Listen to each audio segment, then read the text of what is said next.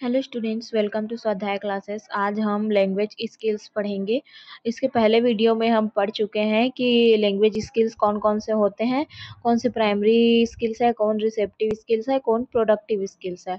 अब कौन कौन से लैंग्वेज स्किल होते हैं? Listening, speaking, reading and writing. तो लिसनिंग, आज हम लिसनिंग स्किल को डिटेल में पढ़ेंगे। तो लिसनिंग स्किल क्या होता है? Listening is the ability to accurately receive and interpret message in the communication process. Listening क्या होता है कि एक एबिलिटी होता है क्या करने का?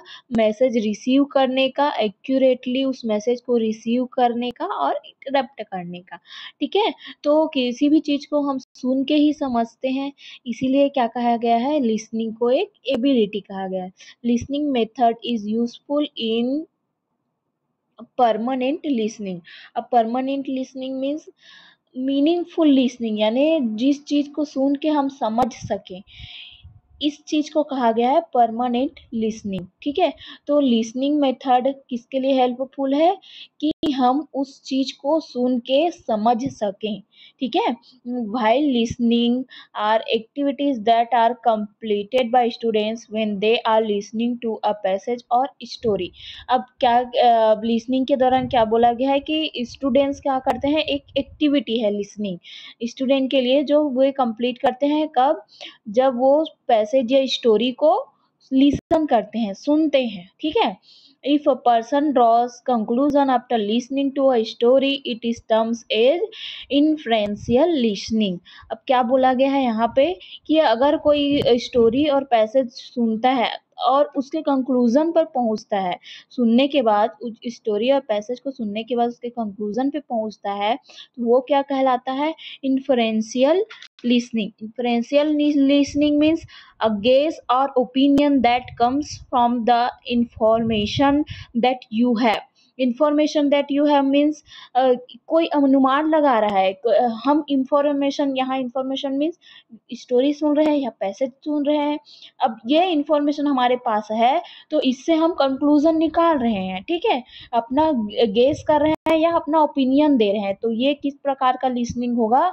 Inferential listening. ठीक है, अब है types of listening skill.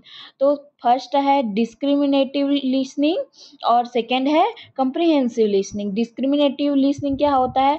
In this type of listening it does not involve the understanding of the meaning of words but only understand the different sound that are produced.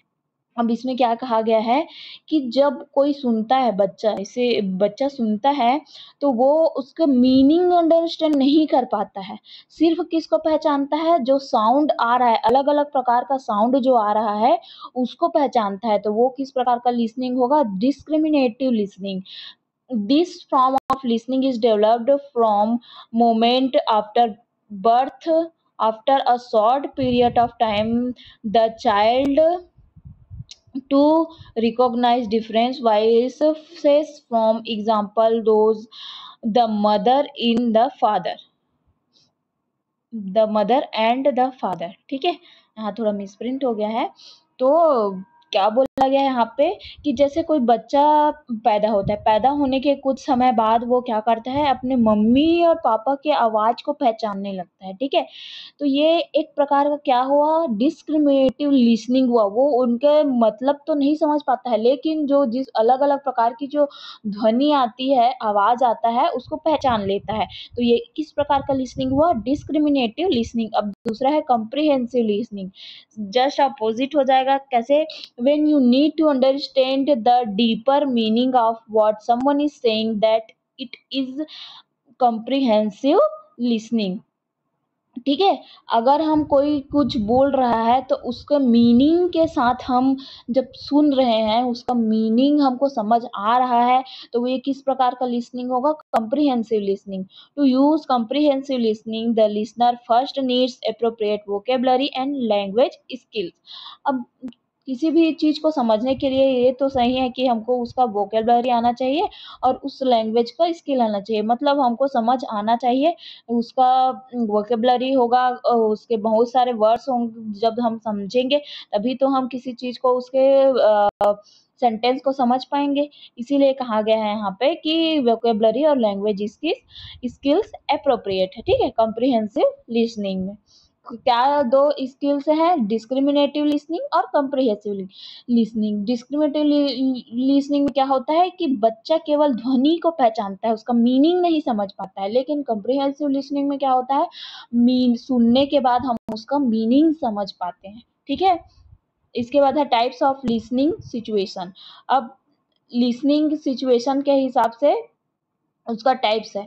First है interactive listening, दूसरा है non interactive listening. Interactive listening means in which we alternately listen and speak, in which we have a change to ask for clarification, repetition और slowing down for our conversation partner.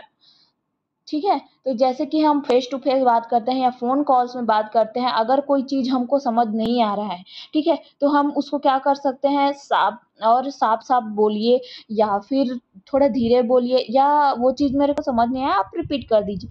ऐसा हम उसको बोल सकते हैं।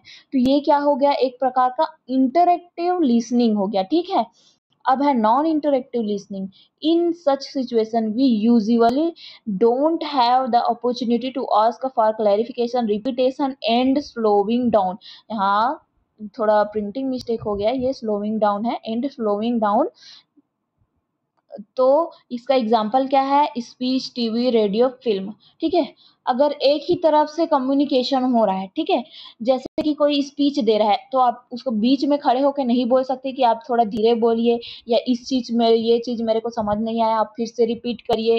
या टीवी वालों, TV देख रहे हो आप, टीवी के अंदर बोल सकते हैं क्या कि आप इस चीज़ को फिर से रिपीट करिए, या ये समझ नहीं आया, इसको फिर से बोलिए। वैसे ही रेडियो, वैसे ही फ़िल्म में, मूवीज़ में, ठीक है? तो ये केस किस प्रकार का लिसनिंग होता है, नॉन इंटरैक्टिव लिसनिंग। हम इंटरैक्ट नहीं हो पा रहे हैं, सुन तो रहे हैं बट इंटरैक्ट नहीं हो पा रहे हैं। इंटरैक्टिव में दोनों इंटरैक्ट, सुनने के साथ साथ इंटरैक्शन भी है। हम उसको क्लैरिफिकेशन के लिए या स्लोइंग डाउन करने के लिए या रिपीटेशन के लिए बोल सकते हैं इंटरैक्टिव लिसनिंग में, और नॉन इंटरैक्टिव लिसनिंग में नहीं बोल सकते हैं। और बाकी के स्किल्स डिटेल्स में पढ़ने के लिए आप स्वाध्याय क्लासेस के चैनल पे जाके वीडियोस देख सकते हैं और स्वाध्याय क्लासेस के चैनल से जुड़ सकते हैं। धन्यवाद।